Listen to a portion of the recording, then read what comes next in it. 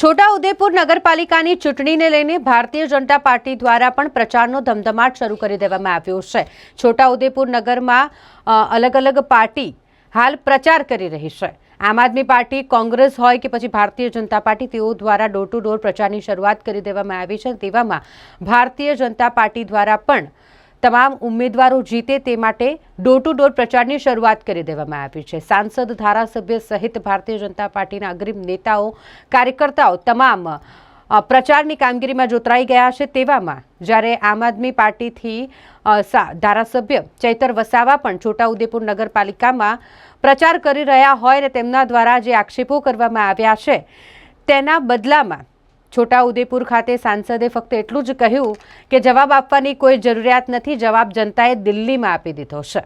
આમ આદમી પાર્ટી દ્વારા પણ જ્યારે નગરપાલિકાની ચૂંટણી અંતર્ગત ઉમેદવારો મેદાનમાં ઉતારવામાં આવ્યા છે। ભારતીય જનતા પાર્ટીના પણ છોટાઉદેપુર નગરપાલિકાની ચૂંટણીમાં 20 ઉમેદવારો મેદાનમાં છે। તમામ ઉમેદવારો જીતે તેવી આશા સાથે હાલ પ્રચાર પ્રસારની શરૂઆત ભારતીય જનતા પાર્ટીએ પણ કરી દીધી છે।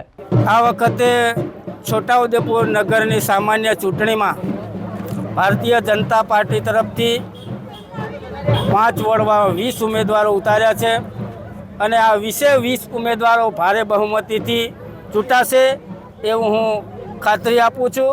અને સાથે સાથે અમે લોકો પ્રચારમાં ડોર ટુ ડોર નીકળ્યા છે ત્યારે લોકોનો પ્રતિસાદ ખૂબ સારો મળી રહ્યો છે। ત્યારે આ વખતે પૂરેપૂરી શક્યતા છે કે છોટાઉદેપુર નગરપાલિકા ઉપર ભારતીય જનતા પાર્ટીનું શાસન આવશે। ધારાસભ્યો, સાંસદો બધા જ મેદાનમાં ઉતર્યા છે, કારણ અમે ભારતીય જનતા પાર્ટીના કાર્યકર્તા છે। કાર્યકર્તા હોવાને નાતે અમે લોકો ભારતીય જનતા પાર્ટી માટે વોટ માંગવાની। આગામી 16 તારીખે છોટાઉદેપુર જિલ્લાની એકની એક છોટાઉદેપુર નગરપાલિકાની ચૂંટણી થવા જઈ રહી છે।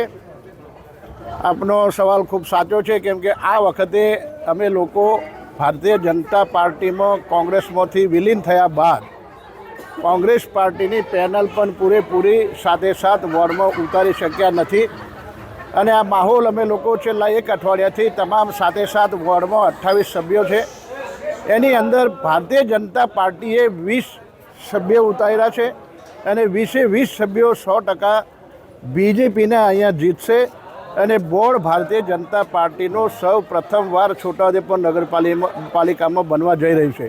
લોકોને પણ ખૂબ મોટો વિશ્વાસ અને આશા વ્યક્ત કરી છે કે એક ધારું એક શાસન આજે રાજ્યમાં હોય, કેન્દ્રમાં હોય અને જિલ્લા કક્ષાએ તાલુકા પંચાયતો, જિલ્લા પંચાયતો, તો નગરપાલિકા પણ એકી સાથે ભારતીય જનતા પાર્ટીની બને તો આખી એક સરળતાથી કામ કરતાં ફાવે અને એ રીતે ભારતીય જનતા પાર્ટીનું બોર્ડ 18મી તારીખે પરિણામ આવે ત્યારે બનવાનું સંપૂર્ણ શ્રદ્ધા અને વિશ્વાસ છે। છોટાઉદેપુર નગરપાલિકાના ચૂંટણી પ્રચાર અર્થે આજે અમે સાંસદ શ્રી જસુભાઈ રાઠવા અને સૌ અગ્રગણ્ય કાર્યકરો, જિલ્લા પંચાયતના અમારા પ્રમુખ મલકાબેન અને અમારા ઉમેદવારો સાથે આજે છોટાઉદેપુર નગરમાં જ્યારે ફરી રહ્યા છે।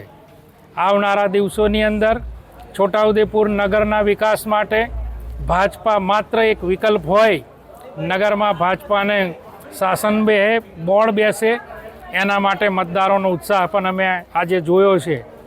ઇવન મુસ્લિમ મતદારોને પણ આ વખતે ભારતીય જનતા પાર્ટી તરફી મતદાન કરવાના છે અને એમને અમે અપીલ પણ કરી છે કે વિકાસ જો કંઈ કરવો હોય, છોટાઉદેપુર નગરમાં ગટરની વ્યવસ્થા હોય, પીવાના પાણીની વ્યવસ્થા હોય, પેવર બ્લોકની વ્યવસ્થા હોય, લાઇટની વ્યવસ્થા હોય, એવા અનેક પ્રકારની વ્યવસ્થા કરવા માટે 1996 બાદ ભારતીય જનતા પાર્ટીનું પ્રથમવાર અહીંયા છોટાઉદેપુરમાં શાસન આવશે। કેન્દ્ર સરકાર, ગુજરાત સરકારના આશીર્વાદ પણ આ છોટાઉદેપુરની જનતાને અને નગરપાલિકાને મળશે, જેનાથી અનેક પ્રકારનો વિકાસ આવતા દિવસોમાં થવાનો છે। આપ જોઈ રહ્યા હોય તો અત્યારે નગરની અંદર અનેક પ્રકારના હોલો બની રહ્યા છે, અનેક પ્રકારની સરકારી કચેરીઓ બની રહી છે અને આવનારા દિવસોમાં આપણને રિવરફ્રન્ટ પણ છોટાઉદેપુરને મળવાનો છે। આ બધી વાતને ધ્યાનમાં લઈ અમે મતદારો સુધી અમારી ભારતીય જનતા પાર્ટીની આ વાયદાઓ, આ વચનો અમે પહોંચાડી રહ્યા છે અને મને ચોક્કસ શ્રદ્ધા અને વિશ્વાસ છે કે 18મી તારીખે જ્યારે રિઝલ્ટ આવવાનું તો છોટાઉદેપુર નગરની અંદર ભારતીય જનતા પાર્ટીના સૌ ઉમેદવારો જંગી બહુમતીથી જીતશે. ચેતર વસાવા જેવા લોકોને અમારે કંઈ જવાબ આપવાની જરૂર નથી. દિલ્હીની અંદર દિલ્હીની જનતાએ એને જવાબ આપી દીધો છે અને એ જે વાતો કરે છે એનું કોઈ ઔચિત્ય નથી.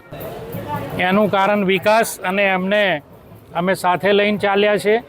વિકાસની કોઈ વાત હોય અથવા કોઈ પણ પ્રકારનું કાર્ય કરવાનું હોય નગરમાં, અમે એમને પણ સામેલ કર્યા છે, અમે એમને બોલાવ્યા છે. પ્રધાનમંત્રી આવાસ યોજનાનો લાભ પણ એમના સુધી મળ્યો છે. એટલે સૌ મુસ્લિમ મતદારો પણ અમારી સાથે છે અને ભારતીય જનતા પાર્ટીને આ વખતે આ નગરના વિકાસ માટે તેઓ આગળ આવવાના છે.